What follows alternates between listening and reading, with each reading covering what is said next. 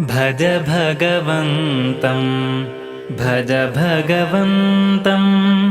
भज भगवन्तं भ्रान्तमते भज भगवन्तं भज भगवन्तं भज भगवन्तं भ्रान्तमते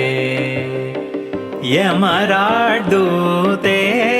द्रुतमायाते धनवनिते ते न सहायाते भज भगवन्तं भज भगवन्तं भज भगवन्तं भ्रान्तमते मम भूर्मम गौर्मम कुण्डोऽग्नि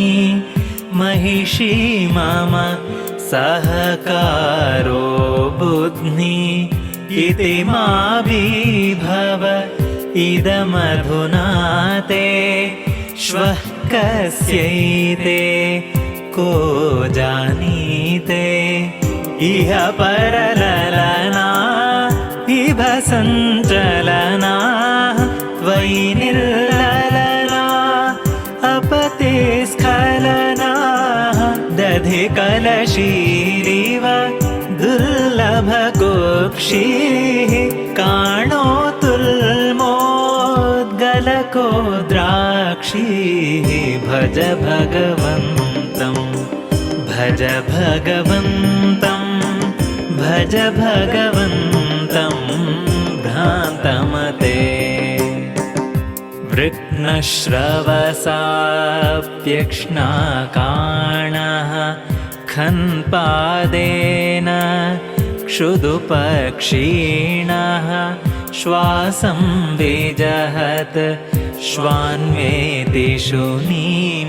तद्वत् काम्यसि कान्तां वशिनीम्